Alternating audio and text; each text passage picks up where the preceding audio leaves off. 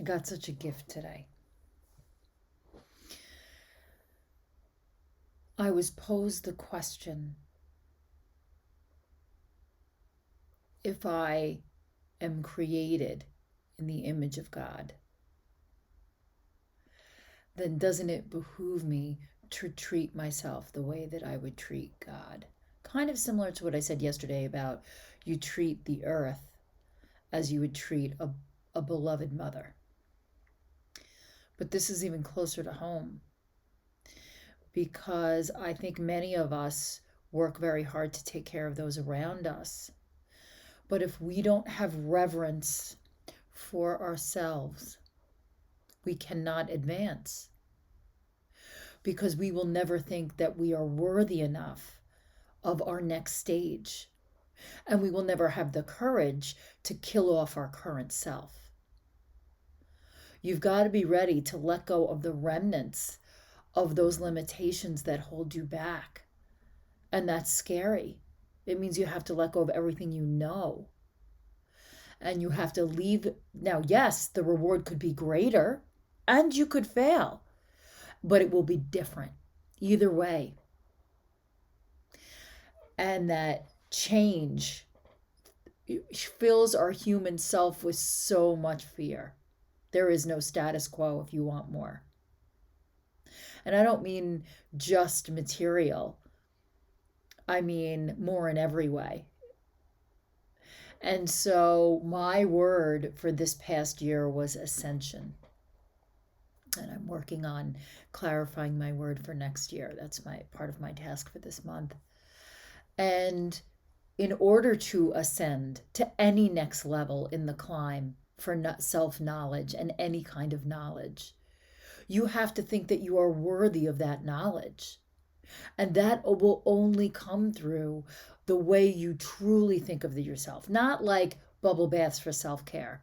Listen, I'm all for outside in. If you are able to love yourself by treating yourself well, fine. Whatever, if it's a behavior that gives you the trigger to get the feeling, to feel it in your heart, fabulous. I did that for years.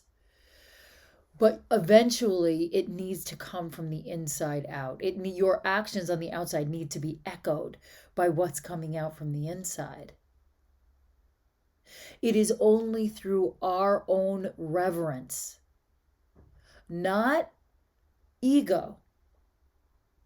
Not that I'm saying that you don't need a healthy ego, you do. But I'm not saying be led by the ego in a boastful way, because when you are truly reverent of yourself, there's a humility. Because what all you want to do is to do what you were put here by God to do in the clearest, most direct way possible. And, I'm always looking for that tip of the spear. Where am I supposed to make my impact? I'll run through a fucking wall. I just don't know where to land or start. But that doesn't mean you shouldn't jump. And in order to jump with no hesitation, if you jump halfway, hesitation kills. If you jump halfway, you'll fucking get battered on the way down. But if you really leap, there will be failures there too. You will get bruised. But you will also, by jumping off the cliff and maybe hitting bottom, you will ascend to something bigger. And that is how all of my growth has happened.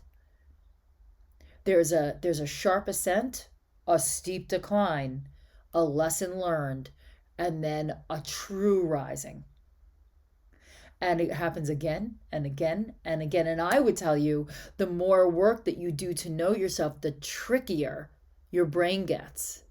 Because it's like, oh, fuck, you figured out that lie, huh? All right, so let's make it a little more subtle. Let me give you this rationalization and this reason not to. That sounds like so heartfelt. It's a fucking trick. It's still keeping you small. I'm not even saying the reason isn't legitimate. It may be. It's still limiting.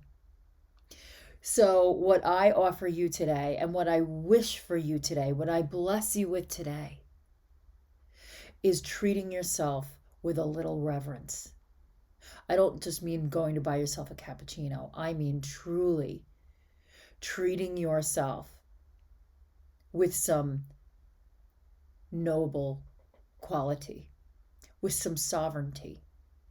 Because I do believe that you need to act as if, so your body gets the message that it is time to sit like a queen.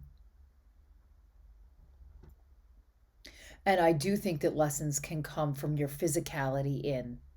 But the real trick is, how do you manifest that in your heart to live there? For me, it's a constant reset. I fall back in, I sit back up. I fall back in, I sit back up. And doing things daily in a ritualistic way is a way that I find that it makes it easier for me to sit in that throne for longer, authentically, not posing, not preening, solemn, solid, humble. And you have all of those things at your fingertips as well. But you have to start with a little bit of self-forgiveness, a little bit of self-compassion, a little bit of self-discipline, and allowing yourself to reach for what you are capable of. Whatever reasons stand in your way, you can still do it. I wish you self-reverence today. And I will see you tomorrow.